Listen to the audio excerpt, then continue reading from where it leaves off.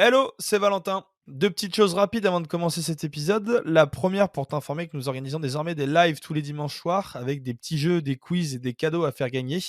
Le tout dans une ambiance détente. Alors si t'as le temps, n'hésite pas à passer une petite tête sur notre chaîne Twitch ou YouTube. Deuxième chose, l'Euro 2024 arrive et dans l'objectif de se développer financièrement, 11e art est à la recherche d'un partenaire qui pourrait nous accompagner tout au long de la compétition.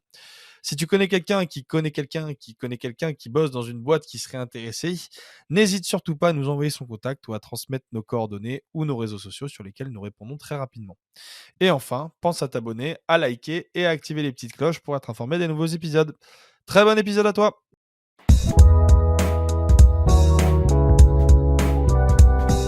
Bonjour à toutes et à tous, bienvenue dans un nouvel épisode de ADN sur 11e art.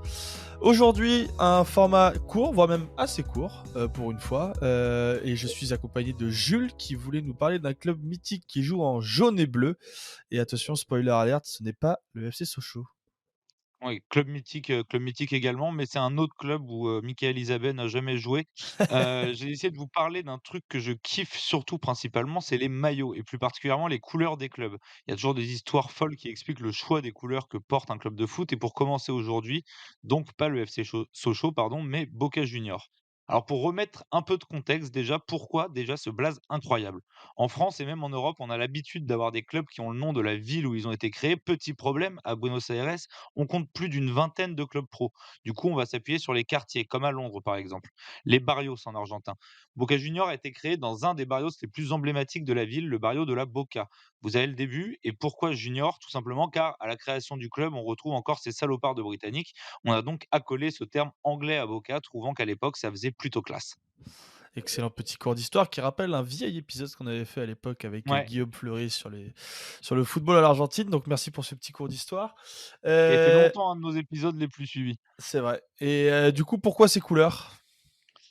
Alors, avant d'en venir tout de suite aux couleurs, on va continuer le petit cours pour une petite mise en contexte. Ce quartier, il s'appelle la Boca, donc la bouche pour les noms hispaniques, pour une simple et bonne raison. Dans ce quartier se trouve l'embouchure du fleuve Riachuelo qui se jette dans le Rio de la Plata. Et fait important pour la suite, c'est là qu'a été construit le tout premier port de la ville. Maintenant, on en vient au club. Il a été créé par des potes en 1905, plutôt tardivement, étonnamment, par rapport à d'autres clubs de la ville, étant donné que les Anglais étaient là depuis un petit bout de temps. Au début, le club évolue pas sous ses couleurs mythiques. Faute de moyens, on improvise un peu et c'est la sœur d'un des fondateurs qui bricole des rubans noirs sur des t-shirts blancs.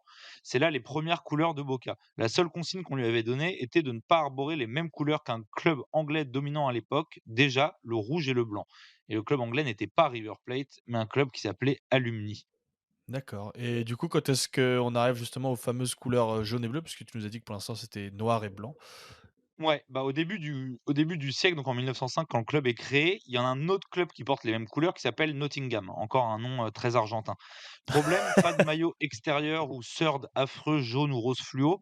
Les 2 clubs décident donc de jouer un match afin de déterminer laquelle des 2 équipes aura le droit de conserver ses couleurs. Et ce match, évidemment, Boca le perd. C'est Juan Brichetto, à l'époque, membre du comité de direction de Boca, qui va proposer une solution. Étant donné que son salaire au club était équivalent au mien chez 11e art, il travaillait parallèlement sur le port.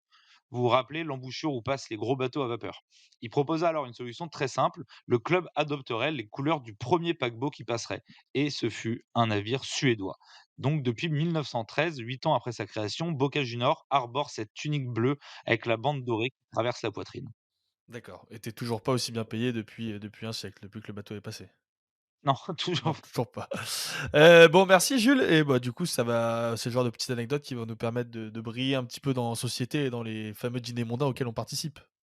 Ouais, et je vais vous donner une petite anecdote bonus, si vous avez encore plus envie de briller. Pour ceux qui ne le savent pas, pourquoi le stade s'appelle la Bombonera? C'est l'architecte à l'époque du projet qui s'appelle Sulcic qui a trouvé ce surnom. Alors moi perso, j'avais pas l'info avant de regarder ce format sur Boca. En fait, à l'époque, ils étaient en galère de place et donc il a dû imaginer le stade si particulier qu'on connaît aujourd'hui avec les tribunes à étages les unes sur les autres pour parquer en gros le plus de supporters sur un tout petit espace. Et pendant les travaux, il y a une de ses amies qui lui a offert un jour une boîte de chocolat, sûrement comme ça qu'on draguait à l'époque, et l'architecte fut hyper étonné de voir à quel point la boîte ressemblait trait pour trait au stade qu'il était en train de construire. Il commença du coup à ramener cette boîte de chocolat sur les réunions de chantier, un peu comme une superstition, et ils se sont tous mis à surnommer le stade la Bombonera, la boîte de chocolat, donc en français, pour ceux qui n'ont toujours pas appris l'espagnol depuis tout à l'heure. Voilà, donc j'en ai fini avec mes petites anecdotes sur Boca. J'essaierai de vous dénicher d'autres histoires de maillots et de couleurs de clubs dans les mois à venir, si ça vous a plu. Et ce qui est cool, c'est qu'avec ton salaire pharaonique, tu vas pouvoir, organiser un petit jeu concours sur le compte Onzema pour faire gagner un superbe maillot de Boca, qui est Mais d'ailleurs mais mais je probablement mais je tricherai et je me l'offrirai à moi, donc ce sera très bien. ouais, c'est ça. Bon, en même temps, c'est une bonne idée vu la beauté de ces petits maillots. Malgré d'ailleurs ces horribles sponsors Qatar Airways qui sont arrivés dernièrement sur le maillot et qui, Quelle j'avoue horreur. entachent un petit peu la beauté de ce jersey, comme on dit en Angleterre. Merci Jules pour, ce petit format court, efficace. Ça arrive de temps en temps aussi sur 11e art. Et évidemment, restez connectés. On revient très prochainement avec plein de nouveaux épisodes. Allez, ciao ciao à tous. Bye.